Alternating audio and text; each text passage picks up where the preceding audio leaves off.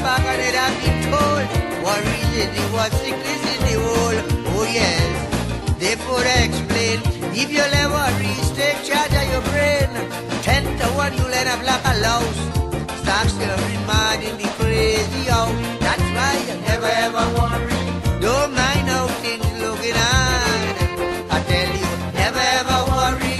Don't mind how you're suffering bad. I tell you, never ever worry. What I'm saying is true. Anywhere you turn, somebody suffering more than you. Never ever worry. Don't mind how things looking hard. I tell you, never ever worry. Don't mind how you're suffering bad. Never ever worry. What I'm saying is true. Always consider somebody suffering more than you. Never ever worry. Don't mind how things looking hard. Never ever worry. Don't mind how you're suffering bad. Never ever worry. What I'm saying is true. Anywhere you turn, somebody suffering more than you. Never ever worry. Don't mind how things looking hard. I tell you, never ever worry. Don't mind how you're suffering.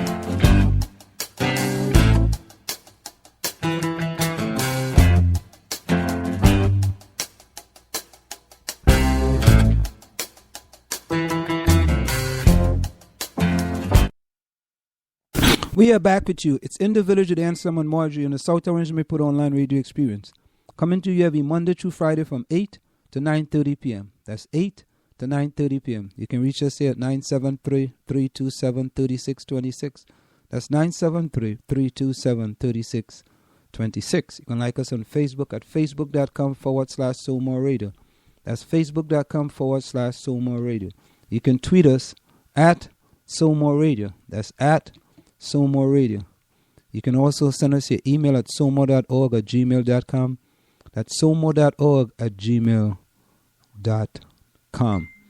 Well, I'm getting a lot of Facebook messages, a lot of texts, a lot of information. Let me see what this text is about here. I'm getting Facebook message.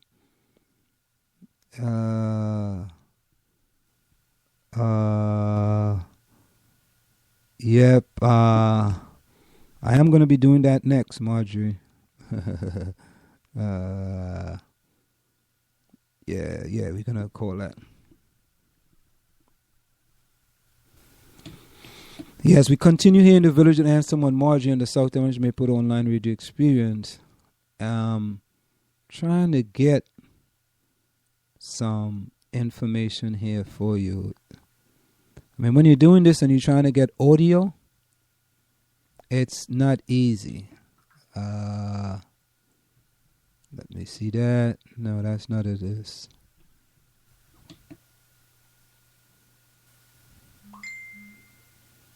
Okay, here we go. I think we have this one where Professor Imani of Princeton gives one of the brilliant explanation on why racial equality is a myth. Let's see if we can get this up for you. Let's take a listen to this. Let's try to listen to this right here.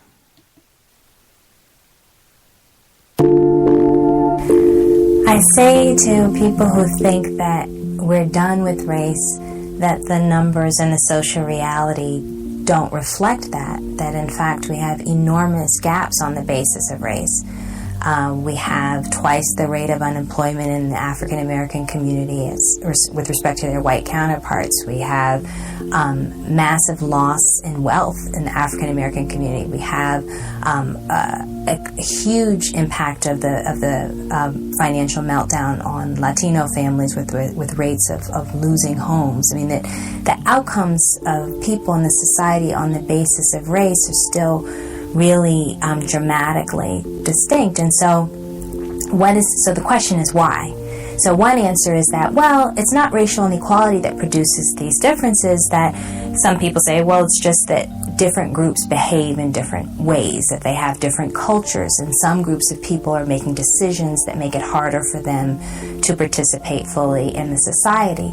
And part of my research is about revealing that that isn't the case, that in fact, even though we generally believe in and profess racial equality as a positive value overwhelmingly across this society, I mean, we have expressed this idea that we're supposed to be an egalitarian society, but at the same time, we have evidence in so many different areas that people behave in ways that run counter to those values, right? So we have a disjuncture between our values and our deeds that we have to figure out how to address if we want actually to have a society where people do have an equal opportunity and lives are not determined by the accident of to whom you were born. So there you have it, ladies and gentlemen. That is the esteemed professor from Princeton University. What do you say to people who claim that race no longer matters? I didn't make it up. Now let's talk about what Chris Rock says about race relations in America. You know, we got to admit that sometimes Chris Rock kind of gives some, Now, this is in the Atlantic Black Star. This is posted by Christina Montford. Chris Rock explains why black progress is a myth. The real change is white people are less crazy. This is Chris Rock. Leave it to Chris Rock to break down 400 years of American race relations in one incredibly insightful joke. According to Rock, race relations in America simply don't exist, and the whole idea of black progress is a myth. In an interview with New York Magazine, Rock said, "When we talk about race relations in America or racial progress, it's all nonsense. There are no race relations. White people were crazy. Now they are not crazy. To say that black people have made progress will be to say that they deserve what happened to them before." He went on to describe how it isn't black people that need to be progressing. To say Obama is progress is saying that he's the first black person that is qualified to be president. The "I Think I Love My Wife" actor told columnist Frank Rich, "That's not black progress, that's white progress. There have been black people qualified to be president for hundreds of years. If you saw Tina Turner and Ike having a lovely breakfast over there, would you say their relationship improved? Some people would. But a smart person will go, oh, he stopped punching her in the face. It's not up to her. Ike and Tina Turner relationship had nothing to do with Tina Turner. Nothing. It just doesn't. The question is, my kids are smart, educated, beautiful, polite children. There have been smart, educated, polite black children for hundreds of years. The advantage that my children have is that my children are encountering the nicest white people that America have ever produced. Let's hope America keep producing nicer white people.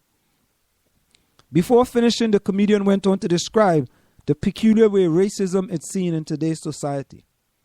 But the thing is, we treat racism in this country like it's style that America went through, like flared legs and lava lamps. Oh, that crazy thing we did. We were hanging black people. We treat it like a fad instead of a disease that eradicates millions of people. You got to get it in the lab and study it and see its origin and see what it's immune to and what breaks it down. So there you have it. Chris Rocks and explain why progress is a myth. The real change is white people are less crazy. Now, before we get to Tim Wise on Ferguson, let's go over to Charles Barkley. Charles Barkley supports Ferguson decisions. And what are we really to think about him? Let's get, and this is an article in Today again, by Curtis Bunn. And this is on Charles Barkley. Charles Barkley supports Ferguson decision. what are we really to think about him? What are we truly to think of Charles Barkley? Seriously? No, seriously. Or can he even be taken seriously? Why people run to him about question and race boggles the mind as it is. And he feeds into it, offering perspective that lack depth, perspective, and heart. It's one thing last year when he said he supported the George Zimmerman not guilty verdict in the killing of Trayvon Martin. Now comes word that he's okay with the Ferguson grand jury decision to not indict Officer Darren Wilson in the shooting to death of unarmed teenager Michael Brown. This stance by Mount It Almighty Barkley is more egregious and disrespectful to black life than the Martin verdict, because he is saying the case was not even worth being tried in court, that it was clear Wilson acted justly, and that he should not have to face jury of his peers. You see, and this is the problem I'm telling you with the media. How it doesn't matter how it is, we can distort your opinions of your conclusion regarding anything if we keep showing it to you over and over and over. Listen, Ray Rice was exonerated, right? Here you go. The gentleman told the NFL everything possible that happened in the elevator with his wife. He did not lie. He did not lie. But through the media, showing that over and over and over again, making him into the number one villain, the biggest assault that has ever happened in the United States of America was done by Ray Rice to his wife. Assault and battery. They forgot about the judge in Alabama who did worse than what Ray Rice did. But never did you ever see it in the media. Now here we have Charles Barkley getting his information again from the biased media and coming to conclusion. I haven't come to any conclusion on Ferguson. I'm waiting for the federal prosecutors to get involved. I wanted to go before a real jury. A real jury. So here we go on. So he said, was clear Wilson acted justly and he should not have to face a jury of his peers. So all of a sudden, Charles Barkley is an attorney and a lawyer. For Barkley to take the position that Wilson should not have to defend himself on killing a kid under suspect circumstances, just like he's playing to the uncommon black sentiment for reason beyond comprehension. That is choice, but it does not feel right or genuine. Most who are outraged by the grand jury decision feel that way because in essence it sends a message that a cop can shoot and kill a black at his leisure without having to show just cause. In a place where liberties are supposed to be equal, black America seems under fire, literally, by the very people who have vowed to serve and protect it. And remember, the St. Louis police organization is calling the protesters in Ferguson, Missouri, violent thugs. So if Charles Barkley was marching in Missouri, he would have been a violent thug as well. And we know thug is the substitute, and I'm saying it for nigger. I don't normally say that, but I have to say it because it's the truth. Plain talk, bad manners. Okay? Barkley again sees it differently, which is his right. But it gives us a hint into his world that is so unlike that of everyday black people in the United States. He's a rich celebrity who seem to live in a bubble, a big one.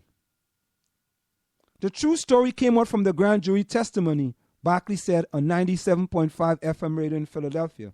He said, key forensic evidence and several black witnesses that supported Officer Darren Wilson's story convinced him. The true story that sung eerily like his comments following the Zimmerman trial. And we're going to get his comments.